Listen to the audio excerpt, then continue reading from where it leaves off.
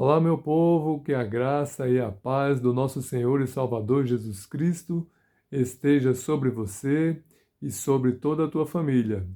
Vamos a mais um capítulo bíblico, Mateus 8, a cura de um leproso. Ora, descendo Jesus do monte, grandes multidões o seguiram, e eis que um leproso, tendo se aproximado, adorou-o, dizendo: Senhor, se quiseres, podes purificar-me. E Jesus, estendendo a mão, tocou-lhe, dizendo: Quero, fica limpo. E imediatamente ele ficou limpo da sua lepra.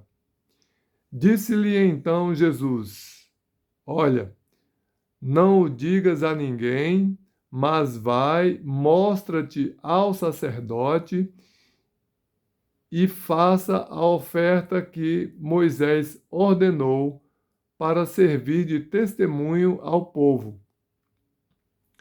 A cura do criado de um centurião.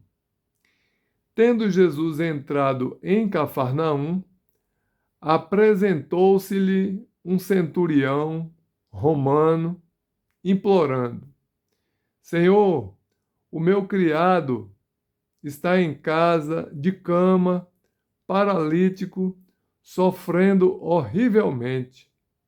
Jesus lhe disse: Eu irei curá-lo. Mas o centurião respondeu: Senhor, não sou digno de que entres em minha casa, mas apenas manda com uma palavra e o meu rapaz será curado. Pois também eu sou homem sujeito à autoridade. Tenho soldados às minhas ordens, e digo a este: vai, e ele vai, e a outro: vem, e ele vem, e o meu servo, e ao meu servo: faze isto, e ele o faz. Ouvindo isto, admirou-se Jesus e disse aos que o seguiam: Em verdade vos afirmo que nem mesmo em Israel achei fé como esta. Digo-vos que muitos virão do Oriente e do Ocidente e tomarão lugares à mesa com Abraão, Isaque e Jacó no reino dos céus. Ao passo que os filhos do reino serão lançados para fora, nas trevas. Ali haverá choro e ranger de dentes. Então disse Jesus ao centurião: Vai-te e seja feito conforme a tua fé. E naquela mesma hora, o servo dele foi curado. Eu gostaria de fazer um comentário aqui em cima desses dois milagres, né?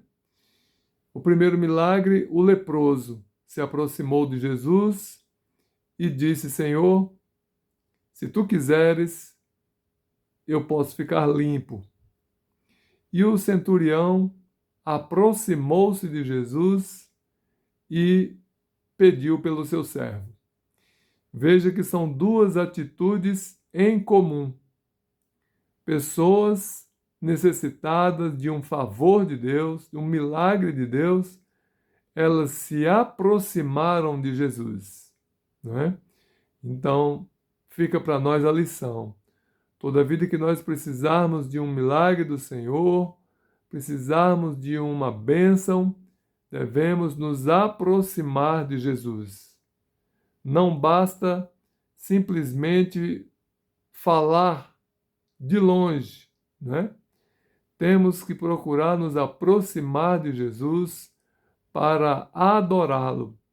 O leproso, ele prostrou-se aos pés do Senhor Jesus para pedir a sua bênção.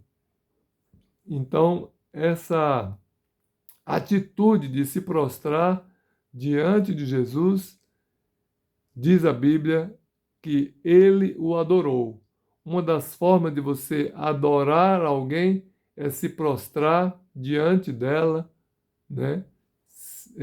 Se mostrando humilde diante daquela pessoa que você está prostrado. Continuando. Tendo Jesus chegado à casa de Pedro, viu a sogra deste acamada e ardendo em febre. Mas Jesus tomou-a pela mão e a febre a deixou. Ela se levantou e passou a servi-lo. Glória a Deus. Muitas outras curas. Chegada a tarde, trouxeram-lhe muitos endemoniados, e ele, meramente com a palavra, expeliu os espíritos e curou todos os que estavam doentes. Para que se cumprisse o que fora dita por intermédio do profeta Isaías, que disse: Ele mesmo tomou as nossas enfermidades e carregou com as nossas doenças. Jesus põe à prova os que querem segui-lo. Vendo Jesus muita gente ao seu redor, ordenou que passassem para a outra margem do mar da Galiléia. Então, aproximando-se dele um escriba, disse-lhe: Mestre, seguir-te-ei para onde quer que fores. Mas Jesus lhe respondeu: As raposas têm covis, e as aves do céu ninhos, mas o Filho do Homem não tem onde reclinar a cabeça. E outro dos discípulos lhe disse: Senhor, permite-me ir primeiro sepultar meu pai. Replicou-lhe, porém, Jesus: Segue-me e deixa aos mortos o sepultar os seus mortos. Aqui convém que nós meditemos sobre isso, né? O discípulo estava seguindo Jesus, mas o seu pai ou estava morrendo ou estava morto, né? A Bíblia não diz se já teria acontecido a morte, ou se o pai dele estava enfermo, ou se ele queria primeiro esperar que o pai adoecesse e morresse, para só depois seguir a Jesus. Mas fica uma lição. Jesus disse que aquelas pessoas que não estavam seguindo a ele estavam já mortas, ainda que estivessem vivas espiritualmente, ou melhor, ainda que estivessem vivas fisicamente, estavam espiritualmente mortas, né? E Jesus disse, deixa que essas pessoas que já estão mortas para mim, porque não querem me seguir, deixa que elas sepultem teu pai. Você venha e siga-me.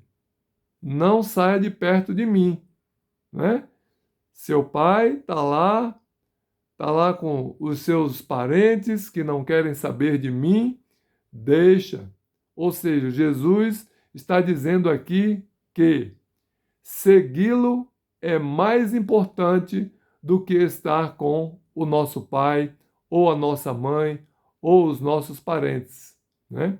Quem segue a Jesus está vivo espiritualmente. Quem não segue está morto espiritualmente, porque não quer seguir os ensinamentos, os exemplos e a palavra do Filho de Deus. Jesus acalma uma tempestade. Então, entrando ele no barco, seus discípulos o seguiram. E eis que sobreveio no mar uma grande tempestade, de sorte que o barco era varrido pelas ondas. Entretanto, Jesus dormia. Jesus estava dentro do barco dormindo. Mas os discípulos vieram acordá-lo clamando: Senhor, salva-nos! Estamos perecendo. Perguntou-lhes então Jesus: Por que sois tímidos, homens de pequena fé? E levantando-se, repreendeu os ventos e o mar, e fez-se grande bonança. E maravilharam-se os homens, dizendo: Quem é este que até os ventos e o mar lhe obedecem? Jesus considerou que aqueles que estavam com ele no barco tinham uma fé pequena, ou seja, eles não tinham ainda entendido que Jesus era o Filho de Deus e que estava com eles e que o mar, os ventos, que são criaturas de Deus, jamais poderiam fazer morrer, né? Sucumbir o Criador de todas as coisas, né? Porque Jesus criou todas as coisas juntamente com seu Pai. Então, por isso, Jesus chamou eles de homens de pequena fé. A cura de 2 endemoniados gadarenos. Tendo eles chegado à outra margem, à terra dos gadarenos, chamada Gadara, vieram-lhe ao encontro 2 endemoniados, saído dentre os sepulcros, e a tal ponto furiosos que ninguém podia passar por aquele caminho. E eis que gritaram os endemoniados: Que temos nós contigo, ó Filho de Deus? Vieste aqui a atormentar-nos antes do tempo? Porque os demônios, eles sabem que vai chegar o tempo deles, né? Para que eles sejam levados para o lugar de tormento, né? O lago de fogo e enxofre que foi preparado para o diabo e os seus anjos caídos, né? Aqueles anjos que acompanharam Satanás no momento da sua queda, né? Ora, andava pastando não longe deles uma grande manada de porcos. Então, os demônios lhe rogavam: Se nos expulsas destes corpos, manda-nos para a manada de porcos. Jesus disse: Pois ide. E eles, saindo, passaram para os porcos. E eis que toda a manada se precipitou despenhadeiro abaixo, para dentro do mar, e nas águas pereceram. Fugiram os porqueiros e, chegando à cidade, contaram todas estas coisas e o que acontecera aos endemoniados. Então a cidade toda saiu para encontrar-se com Jesus e, vendo-o, lhe rogaram que se retirasse da terra deles. Ou seja, aquelas pessoas foram ao encontro de Jesus, ouviram, não é? E sabendo que Jesus tinha expulsado aqueles demônios daqueles 2 endemoniados e que esses demônios passaram para a manada de porcos e essa manada de porcos se precipitaram ao mar, eles viram que Jesus não era um homem qualquer, não era um homem comum e que tinha poder. Então eles pediram a Jesus que se retirasse da cidade de Gadara, né? Porque eles não queriam mais ter prejuízos com novas manadas de porcos que viessem a adquirir, né? Eles preferiam as coisas do que ter ali em seu meio, em sua cidade, o Filho de Deus, né? Eles não quiseram conhecer mais a Deus, se aprofundar mais em conhecimento de Jesus, o Filho de Deus, mas preferiram as coisas, né? Que Deus abençoe você e você coloque em prática a palavra de Deus na tua vida. Em nome de Jesus.